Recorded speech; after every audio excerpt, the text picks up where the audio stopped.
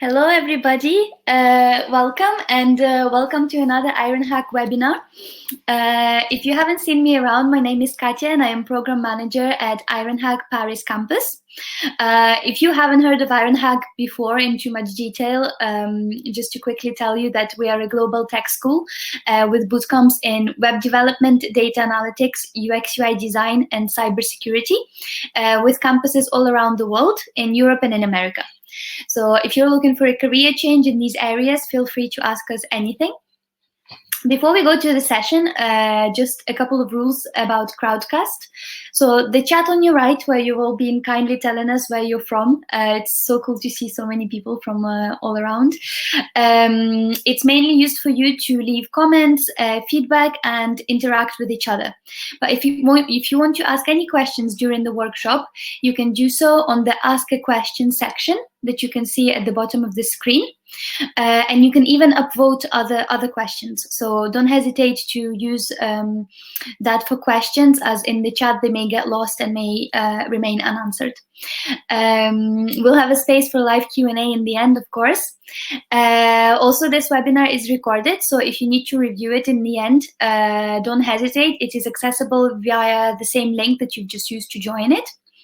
And so without any further ado, I would like to introduce you to Jeremy, who is our UX UI lead teacher in Paris, who has now moved into a new role of designing our UX UI curriculum, and who will be leading this this workshop about customer journey mapping. So Jeremy, I leave it over to you, and enjoy, everybody. All right, thank you, Katya. All right, nice to meet you all virtually. So just let me know if there's any technical problem. We know that can happen from time to time, but I'm really happy to see so many people already in the chat. So my name is Jeremy. I am based in Paris, on the Paris campus.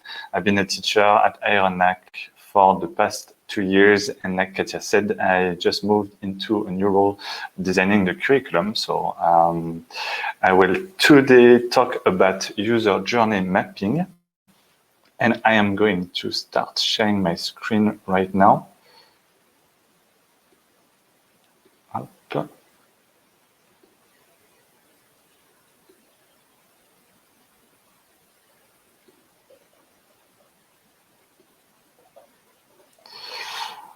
All right, so today we are going to talk about user journey map.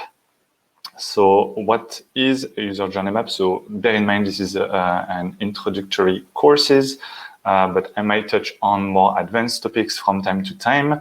And this webinar will explain a little bit how do you build a user journey map, what for, what do you need to be able to build a user journey map. And I always like to start introducing a context and a concept by giving a quote. So this quote is actually from the Nielsen and Norman group. And the quote is, "A customer journey map is a visualization of the process that a person goes through in order to accomplish a goal. It is used for understanding and addressing customer needs and pain points."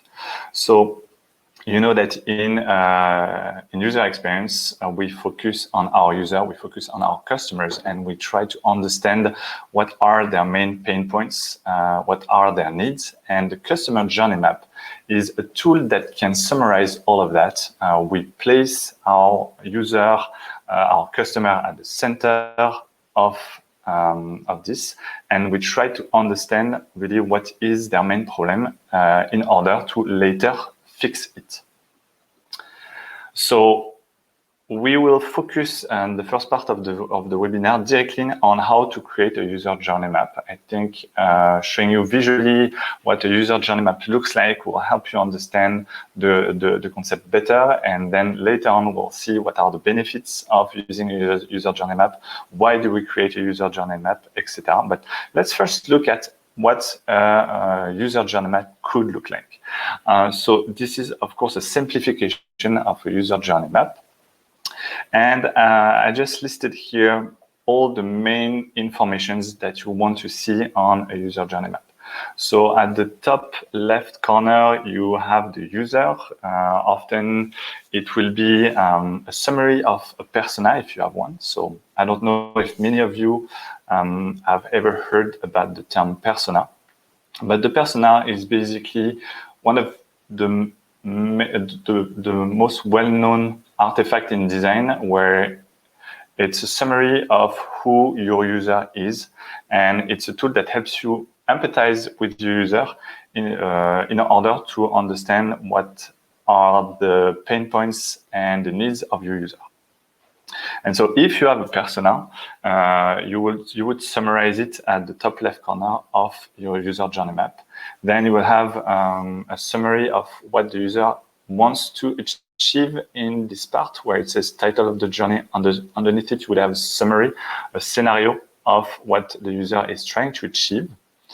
And then from left to right, you will start with the motivation of the user that motivates him into reaching a specific goal, which is listed at the far right of the user journey. And between the two, you will have a number of steps. This number of steps can vary. It can be 4 or 5 steps, can be like up to 30 steps if you want. It depends how granular you want to be and how many steps you want to represent. And those steps, we divide them into actions and feelings. It's the combination of actions and feelings that help us understand what is the feeling and what does the user experience really when he's trying to achieve his goal.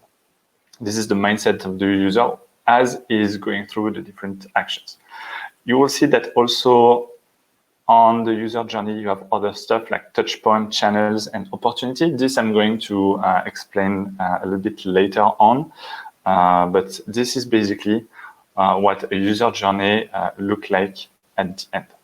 And just to make things very clear, those lines here, they are supposed to represent just like paragraphs of text, but it would be too much information to try to put all of that here for you to visualize. So I just summarize it like that.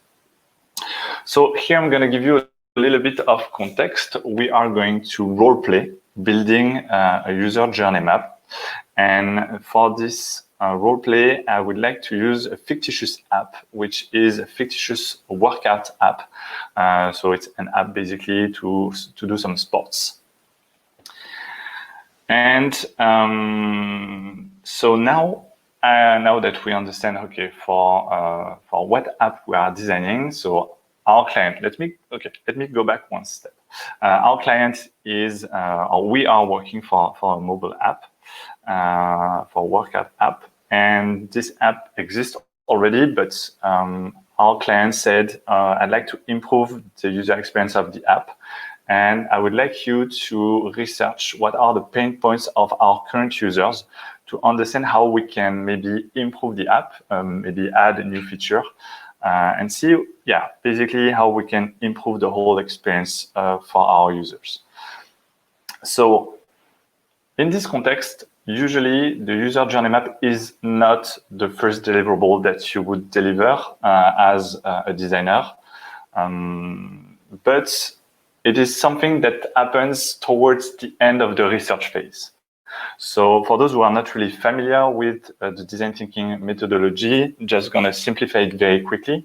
Usually when the clients comes to you and say, okay, I need to improve the app, you would go into what we call an empathize phase, where you will research who are the user and what are their problems. You could do a user interview, send out surveys, talk to stakeholders, talk to SME, do some competitors analysis. I mean, you have tons of different tools that are at your disposal to really understand who are the users and what are their pain points. And it's towards the end of this phase, after you've done your user interview, your user research, etc., that you will try to summarize all of that in a user journey map. And we'll see, you will see towards the end, basically, what would be the next step after a user journey map. But let's focus first that we have been asked by our client to improve an existing app, and that the designers and design team has done some research already, and we will use the content of that research to build our user journey map. So remember that the user journey map never comes out from nothing. We are never creating it out of nowhere. We are always basing the creation of the user journey map on real research.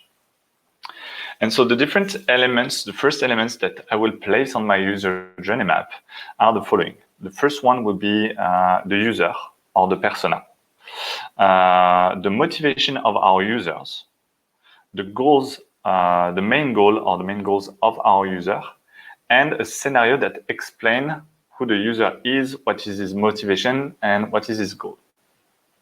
So remember, we are a team of designers that did the research already. So we talked to a bunch of users, we interviewed stakeholders, we have a bunch of information that comes from user interview and maybe surveys.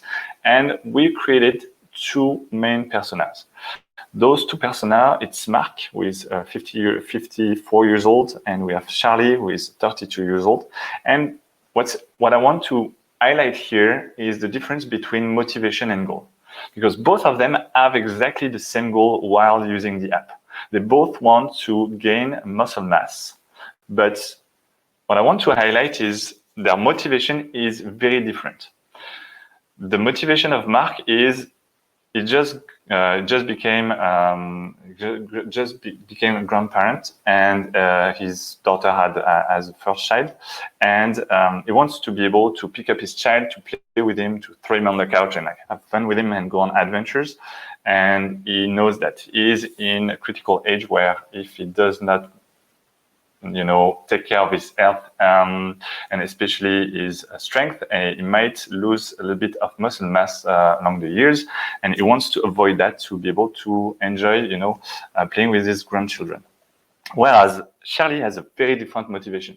She's a very competitive person, and she has set a goal for herself to win an Ironman race by the end of the year, and she wants to use our app to gain muscle mass in order to achieve this goal.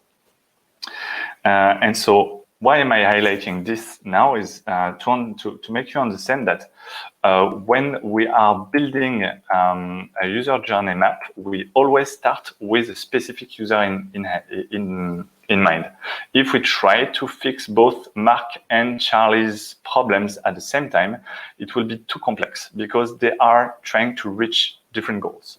So we have to choose between two personas. So there are different ways to decide for which persona we would design for.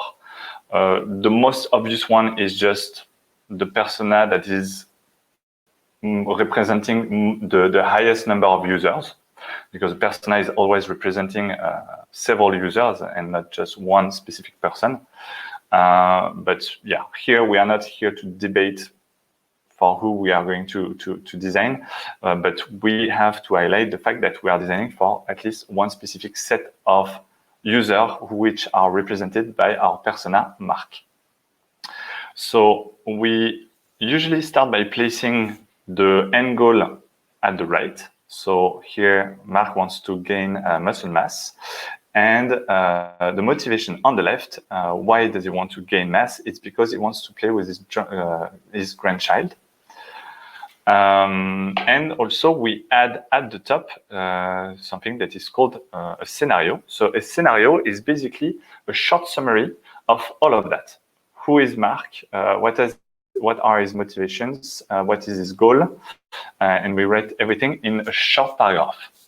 So here, a possible scenario would be Mark's daughter just gave birth to her first child. Mark has been out of shape for a few years now, and he wants to start working out to gain muscle mass in order to be able to pick up his grandchild and go on adventure with him when he gets older. Something that I would like to highlight also, one pro tip I would say, is that whenever we are writing our scenario, we want both to reflect real insights that we got from real research. We never want to create a fictitious scenario. So this is based on stuff that our users said to us. And also the pro tip that I want to share is we want to make this scenario emotionally impactful. So giving examples of, going on adventure with his grandchild is very emotionally impactful and help us empathize better with our users. And so you would put this scenario at the top of your user journey to always have a reminder of why am I designing, for who am I designing, and why am I designing this feature for this app. And you want also maybe to add a title that is a summary of the scenario. So here I wrote Mark's journey back to shape to live adventures with his grandson. So those are the first information that you want to place on your user journey map. Then the next set of elements I'm going to add on my user journey map are the following. So now, we started from the motivation and we are like designing towards a goal. And in between, we need some actions. The actions are all the steps our persona, our user, all the steps our user are going to take in order to achieve the goals. And for each action, we want to understand what are the thoughts and what are the emotions that Mark, our user, is experiencing. And to have this information, once again, we have to go back to our research. We have to look at our research, and especially quotes from user interviews and from maybe questionnaires that the user answers. We want to look at this rich research that we have to be able to evaluate what are the emotions and the thoughts of our users. And then, because some user journey map may have more than 20 steps, even more than 30 steps sometimes, it's good to rely on stages. So stages are good for storytelling. It gives you an overview, a quick overview of the whole user journey map. Instead of looking at each different individual steps, you can look at the stages which regroup different steps, different actions together. It will simplify the storytelling. And also something to take into account, the last item on the list here is the timeline. We always have a specific timeline for each user journey map. It's not always the same timeline. And we'll talk more about that with this illustration here. Okay, so what did I add on my user journey map? Here you see I added 7 steps. 7 actions that the user is going to take in order to achieve his goal. And for each step, I have the title of the action and a quick summary. We'll go through each of them individually. And you see we also have like the feeling that the user is experiencing, represented by the use of emojis. Emojis are very visuals, and also you can feel the emotion varies thanks also to this line that reinforce the visual evolution of the feeling of our user. So let's imagine that our user journey start with Mark receiving an email. He just got an email from our product saying, we have a new workout available in the app. Why don't you try it? So it's kind of a motivational nudge that prompt our user to try to use the app and to go. So Mark is actually happy to see that there is a new workout. He wants to try it, so he's going to open the app. So he's pretty neutral about that. So he opens the app. Now he's going to check the new workout, and here we can see that is pretty confused. So once again, it is something that our user may have shared during a user interview, that looking at the new workout is always a confusion. It's always confusing for our user, because he wonders, is actually this workout really adapted to my level? He's probably missing some information that helps him understand if the workout is actually adapted to his level. Then he's using the app to work out. So is crying because he's suffering from the workout, which it's actually good, but it's not always a good feeling.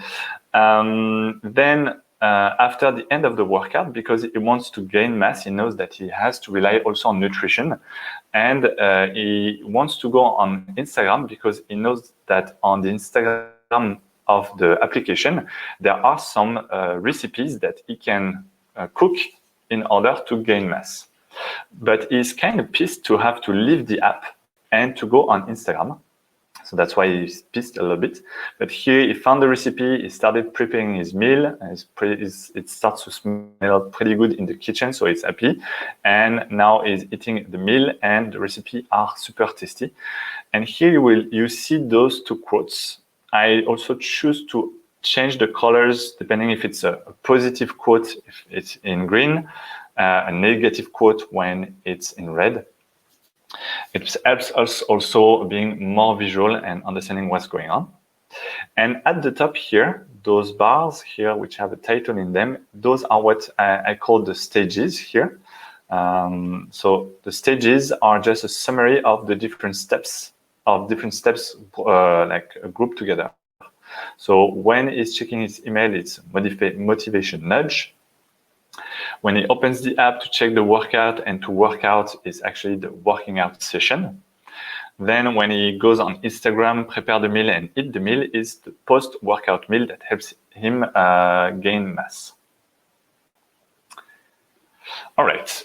Next step on the user journey map is to add some touch points and channels. I already mentioned that a little bit when I talked about Instagram and the mobile app, and we'll see that in more details now. So those two, they go together. And I'll try to explain what is a touch point and what is a channel with this little mapping here. So a touch point is, for example, for our app, is when we introduce a new workout, we do a product announcement. And this product announcement, it's made via email or via the notification of the app. So the touch point is basically our user being in touch with our product, with our service. It's in touch with our product and service through a product announcement that he received via email or via notification. Our user can be also in touch with our product via the different workouts he's doing. And to do the workout, he can use the website, he can use the mobile app, or he can use the tablet. The different user may use different type of devices. Another touch point can be when he wants to do a recipe. So one touch points are the different recipes that are available to the user. And so far, we are giving those recipes via our social networks and more especially Instagram. And also we can imagine that our user could give feedback to us via different platforms, via different channels. I mean, social networks is one, a live chat can be another one, or even talking to friends and recommending the app. This is considered a channel as well. So you can place those touch point and channel on your user journey map. So also this is something that Mark told us, our user told us, I mean, during our research, is that they often receive email when we do a new product announcement. And this is something that motivates them to go back to the app. So this is something that we want to map also on our user journey. What is interesting here is that Mark, which is not a millennial, is not a user that is very at ease with technology. He prefers to use the mobile app and not the website or the tablet to do his workout. So that's why it's interesting here to highlight this here. And then here it's interesting to see that then he goes on social networks to be able to read the recipes. The next step then is to have a look at this whole experience and try to find what we call design opportunities. So design opportunities is mainly finding the main pain points our user is experiencing, because that we will in UX and in design thinking, we will always start from a real problem to design a solution. Okay.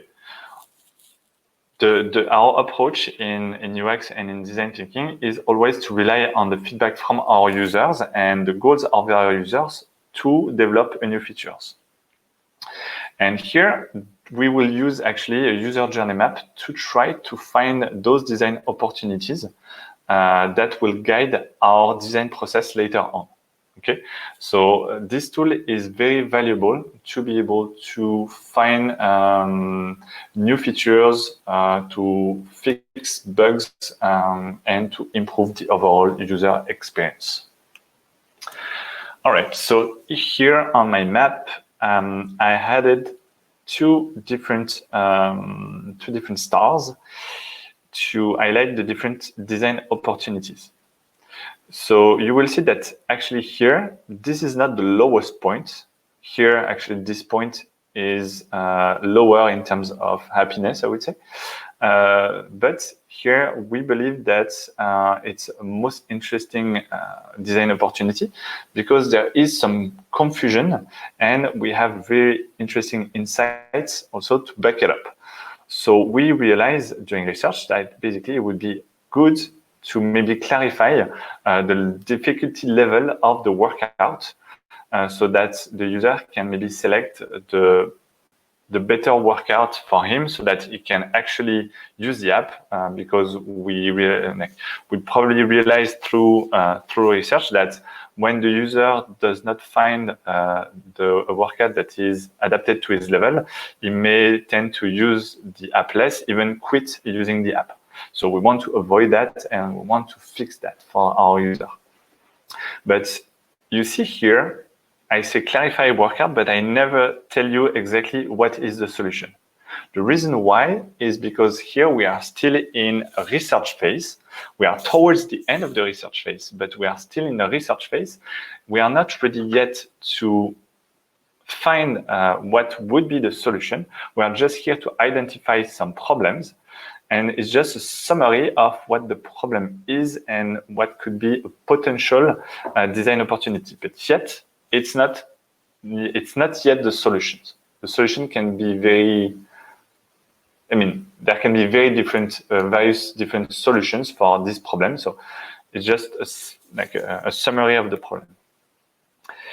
Here we did not identify this low point as a design opportunity because basically the feeling is experiencing is just a feeling that anybody would experience doing some workout. Workout is not easy. Workout is painful. You sweat. It's not a pleasing moment. So, but it's not something that we are going to fix for him. Okay, he still has to do the work to be able to gain mass. So this is not something that we will fix as designers. It's not a problem linked to the app directly.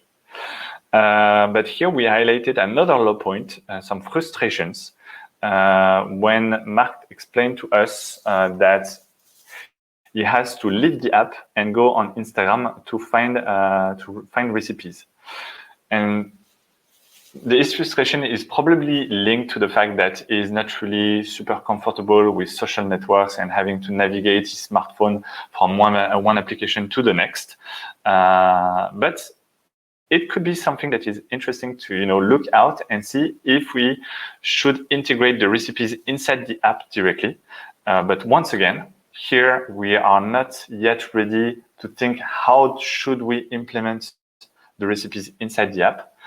Should be a new section? Should it be? Should there be some drop-down menu to access the recipe? What would the recipe look like inside the app, etc.? It's not yet a moment to think of that. But it's a way to highlight what we could work on after the end of the research phase to improve the experience of the app. So on a user journey map, it happens that you could find more than just one design opportunity, especially if you have a lot of steps. A lot of steps mean maybe there would be many problems along the way. So it's not uncommon to have several design opportunities and several pain points listed on our user journey map. And your goal, basically, as designers, would be then for the next steps to identify what problem, if they were fixed, what solution would actually bring the most value to your user. Also, you want to identify maybe what are the quick wins. Sometimes there are some problems that could be fixed very fast. So it's what we call basically like prioritization. You want to prioritize between the different pain points. And here, sorry, I use pain points and design opportunity pretty much to mean the same things. But yeah, we want to identify what are the pain points or what are the design opportunities. And we want then to prioritize them to understand what should we fix first. The next logical step after a user journey map would be after you prioritize what to work on, would be to take the first item on the list. And let's say that it would be for us the recipe integration, because the recipe already exists, because this is the lowest point, because it should not be very complicated to add a new section with some recipes. And this is something, of course, that the designers would have to discuss with the developers and so on. But after you discuss with the developers and with the rest of the team, and you agree that you would work on the recipe integration, the next logical step after would be to start designing the solution using ideation tools. But once again, this is not really the focus of this webinar. I just like to try to put our user journey map into the context of how a designer would use it in a real project. And the reason why I want to give this context of what happened before and what happened after is because basically that's what also a user journey helps you do. You see, if we were just focusing on improving the app, we could just look at the 2 steps that are happening inside the app.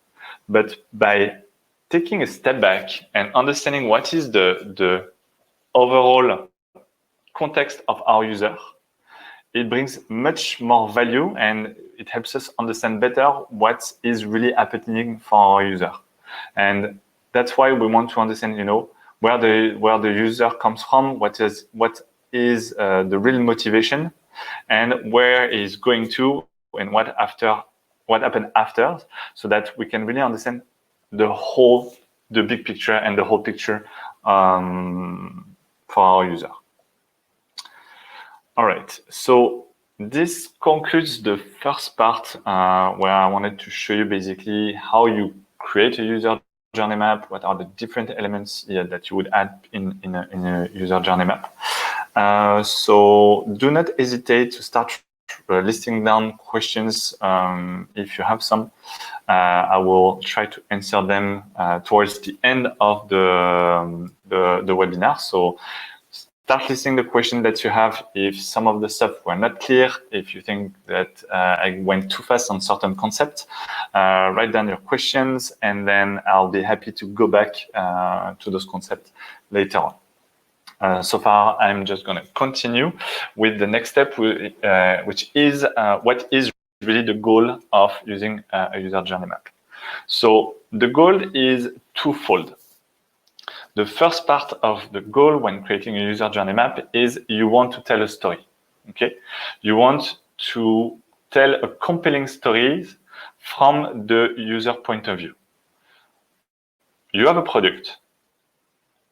Your users are using the product, and you want to tell the story of your user using your product, but from the point of view of your user and taking into account their context. So you see, the user journey map takes into account the context of the user's life. Is your user using your product in the subway? Is he using it at home? Is it using it for work? Is the user using it in a crowded environment with a lot of noise? Is the user using your product on his smartphone, on his work computer?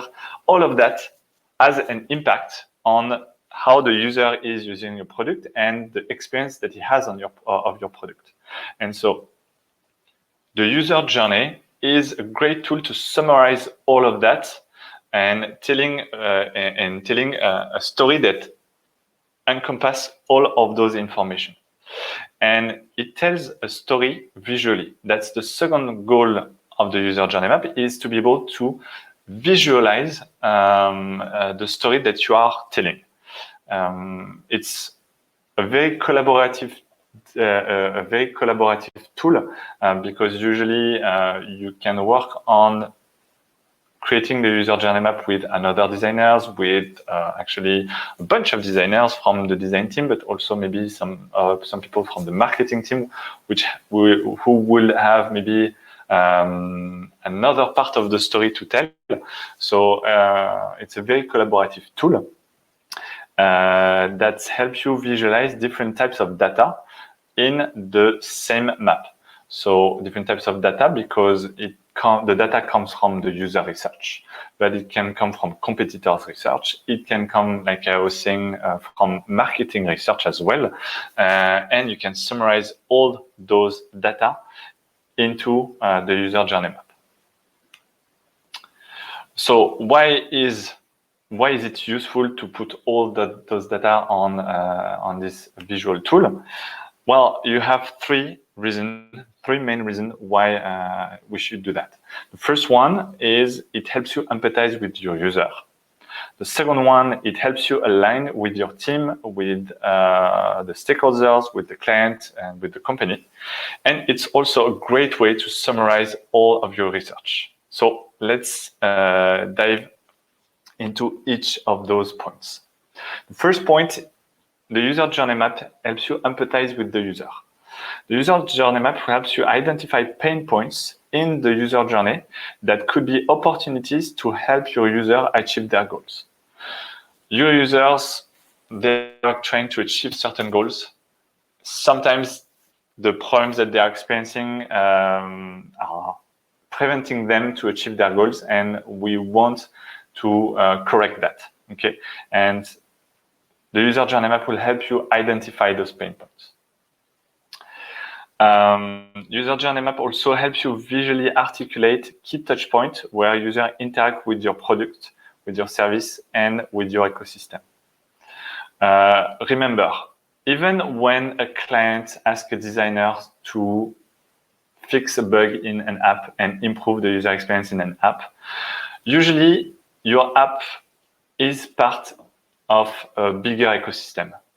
It can, as a brand, you offer a service that is often more than just an app. And just to give you a quick example to illustrate that, Uber, that's probably one of the most well-known app, to order a taxi or a cab. Uber is not just an app, it's really a service that helps you go from point A to point B. And so here you really have to think of, okay, if I am trying to improve my app, I need to think of the bigger picture for the user, but also for my brand. And I need to understand what are the different touch points that our user can have with our product, with our service, and within the whole ecosystem. And the last point about empathizing with user is that a user journey map will help you consider the context in which the solution would have to work. Okay, if the user is using your app in the subway or at home, it's two very different contexts, and you need to take this context into account to be able to build the best solution possible. So the user journey map will help you do just that. So another point is the user journey map helps you align with your team. It helps you align all the assumptions that you have about your user, about the experience of your user, and it is based on documented observation that you did through user research. And also as a visual tool, the user journey map is great to align the whole team, the whole design team, the stakeholders, the client, and the company as a whole, really, on a common vision for the project. You will quickly realize when you work in a company that each department, each stakeholder has its own vision of what the product should do for the user. And if you don't have something that summarizes all of that, then each stakeholder keeps its own vision for himself. And that's why we have so many problems that arise in a project, is that several months into the project, you realize that different departments and different stakeholders have different visions and they are competing against each other, and it's blocking the development of the app. So it's very important to always align as a team towards a same vision, a common vision, and a common goal. And a user journey map is a great way to summarize your research. In design thinking and in UX design in general, we love to do some user research. And the user journey map is basically a design deliverables that will summarize all your research done during the discovery phase of the project. And the research it can include, the data it can include can come from user research. So like I said, can be user interview, can be survey, can be talking to SMEs. It can also be research done looking at what the competitors are doing.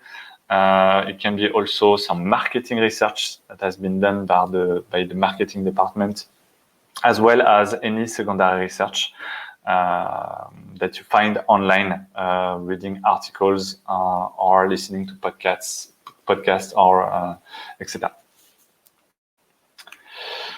All right, we are touching on towards the end of the webinar, and here I just would like to introduce you just a quick, just showing you the quick tip of the iceberg of the different type of user journey. There are two main types of user journey. There is what we call the current user journey, or the as-is user journey, or the future user journey, the to-be user journey. So far, I'm mainly focused on the current user journey, where the type of user journey that helps us discover pain points. So everything that I talked about today so far is really the as-is user journey, and it is used to demonstrate the way users are currently interacting with our product, with our service, or with our ecosystem. Okay, it is done, like I said, early into the project when we are trying to fix a problem. Is done towards the end of the research phase. Whereas the future user journey demonstrates the way user could interact with the new solution.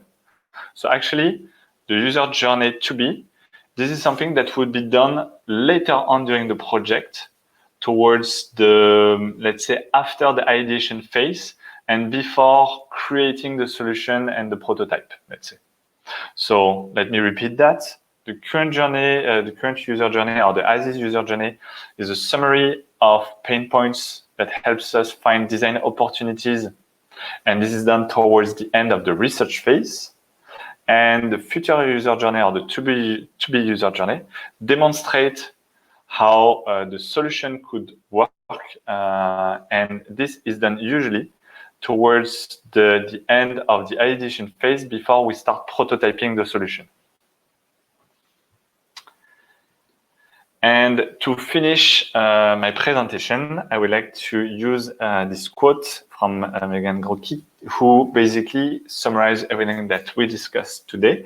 So a customer user journey map is a visual or graphical interpretation of the overall story from an individual's perspective of their relationship with an organization, a service, a product, or a brand, over time and across channel. So it's a very condensed definition, but I'm hoping that all the keys that I gave you today help you understand it better, and I'm going to try to deconstruct this quote for you. So customer or user journey map you can use customer or user journey. It's pretty much the same, but a customer user or user journey map is a visual tool or graphical interpretation. So like I said, it's a tool that is used to visualize a story. So it's a visual interpretation of an overall story from the user perspective of their interaction or their relationship with a tool, a service, or your brand across time, because we need to define basically some sort of timeline to understand also the story better. And across channel, meaning, okay, how does the user interact with our product? Is it through the mobile app, the website, the tablet app, etc., etc.? All right, so I hope I was clear. I know we received some questions, so I'm going to start with the first question. So how can I group a large variety of feedback to specific persona best? I want to make sure to solve problems not only for one person, but for many users who are represented by one persona. So actually, this is so to rephrase the question is how can we make sure that we are solving the problem not for just one person, but for as many users as possible. So actually, this is not really the goal of a user journey map.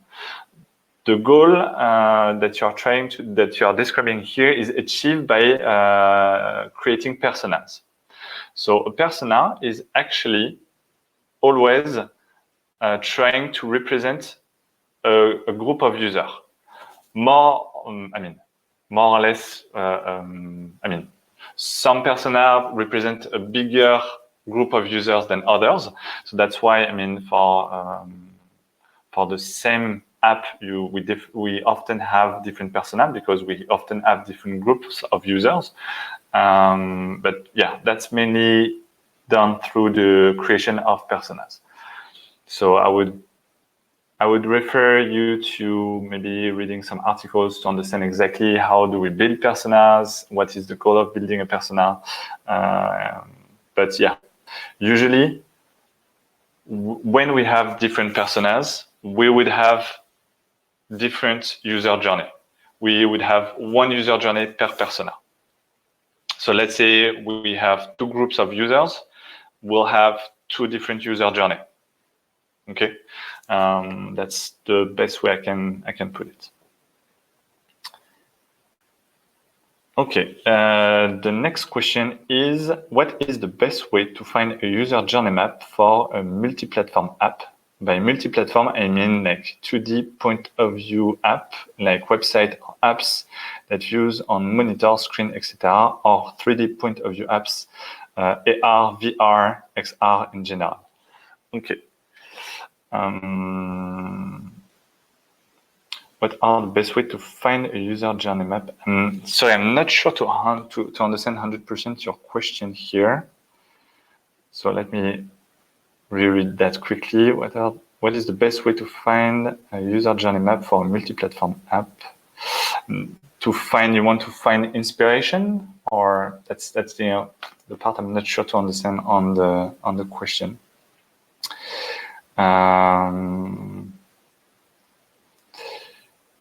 So I guess one thing that I could recommend you to look at least is to dig deeper maybe into touch points and channels, because the user journey map is not always representing just one channel always. So you can represent different channels, and that's what you mean by websites, app, different screens, etc. So those are more the channels, and so you can just maybe dig deeper into this concept. Probably gonna help you understand better. I hope I answered your question. Okay, next question.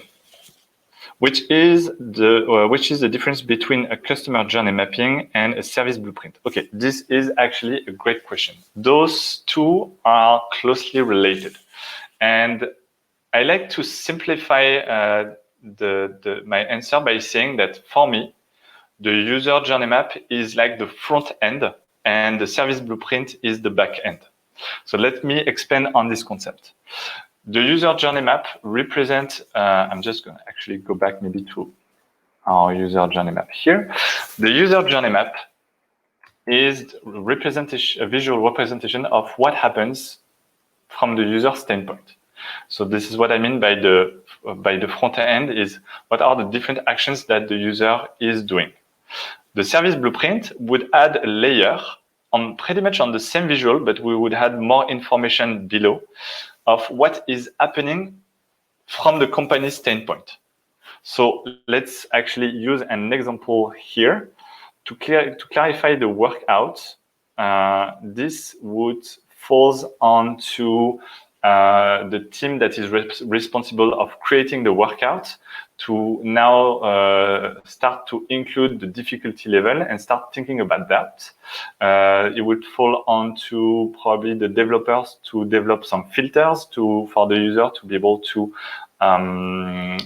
filters based on the difficulty of the workout. So we would put those information. So what is happening on the company's side and who is working on those specific points.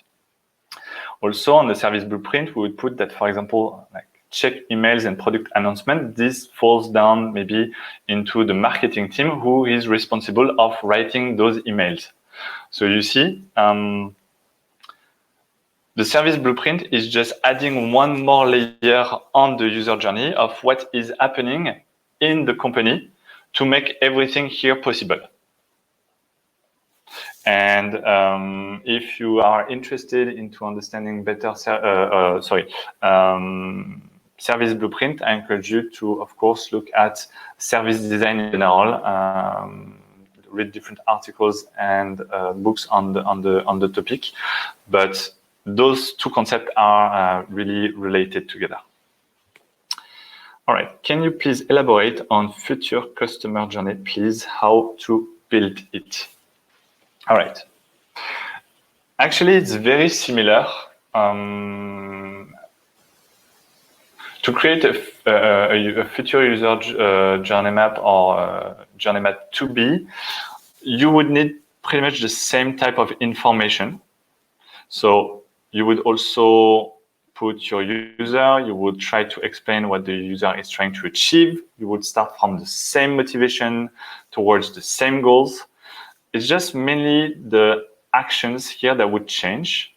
And especially for, I would say, a junior designer, it would be interesting to do both the as-is user journey and the to-be user journey to see the difference between what is happening before the solution and after the solution.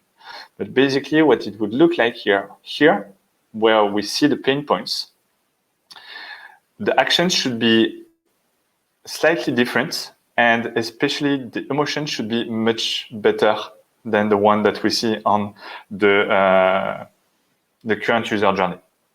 Because you usually use the future user journey to kind of sell your solution to your stakeholder to show the value of what you're trying to implement in the app.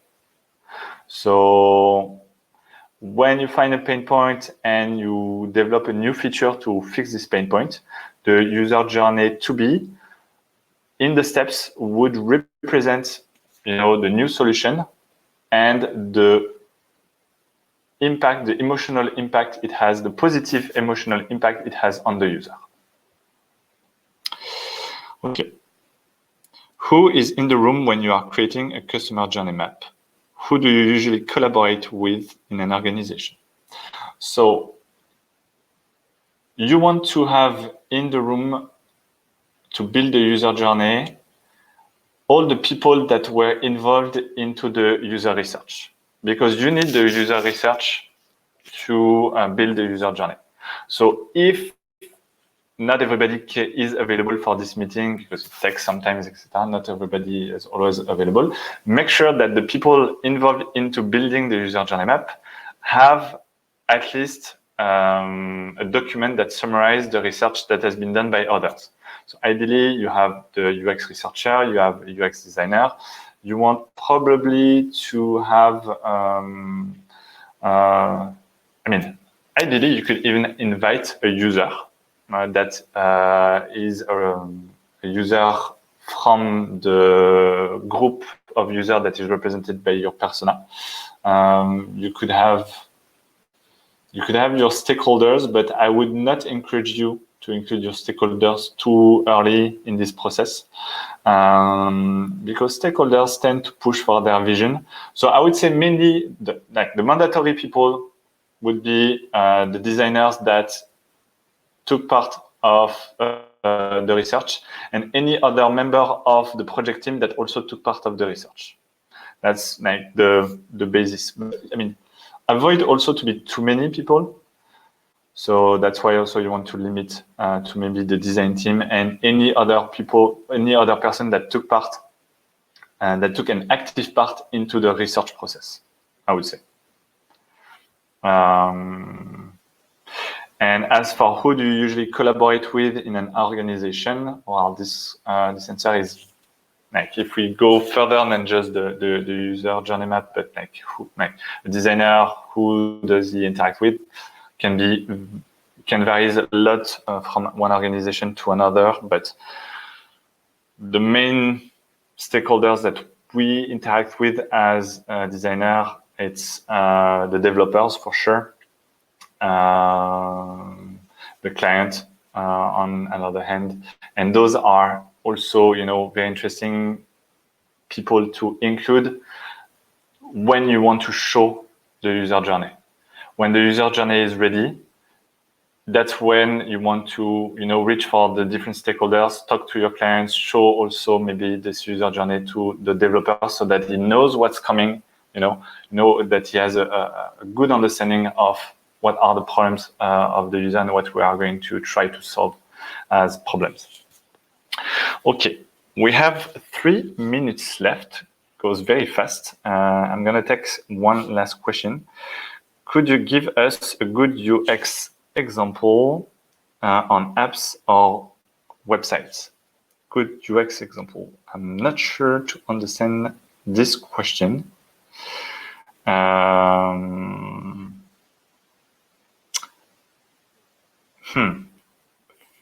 I don't see this question related to user journey map, so I'm sorry, I'm just going to skip to the next one.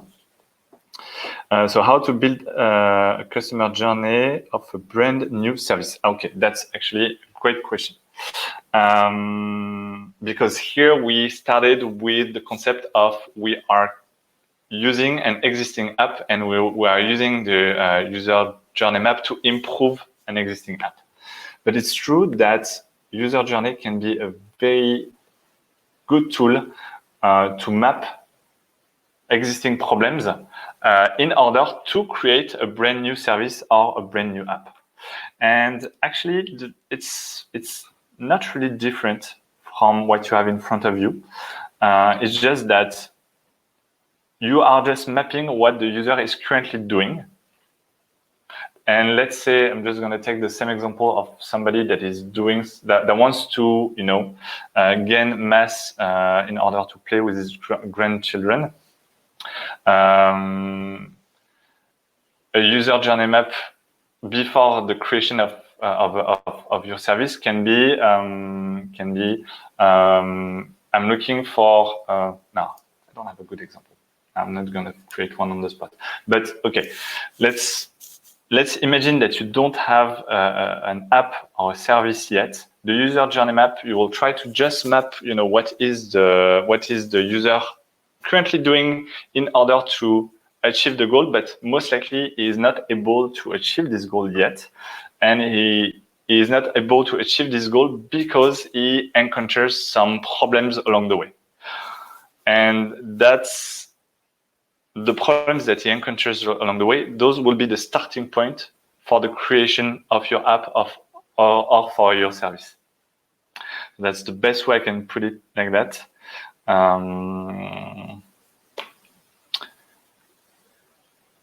Yeah, I would say if you want to build a new product, you will just interview people. How do they currently go about trying to achieve their goal? And then try to find the pain points. And those pain points will help you create your product. But pretty much, I mean, it looks the same and you build it the same. You need persona, you need some research, then you need to understand the motivation, the goals, then you map out the different steps. It's just that you don't have a service yet and it's just what the user is currently doing. Voila. I think that's it for me. I hope you found this interesting. And I'm gonna let Katia maybe finish the webinar. Yes, thank you so much, Jeremy. That was a great workshop. I hope that you've learned a lot. We had lots of you in the house today, so that's great to see. Please don't hesitate to follow our Crowdcast for future workshops to come. We have them on all the different subjects, so we're hoping to see you there. And otherwise, I wish you all a really good night, and thanks a lot, everyone. Bye-bye.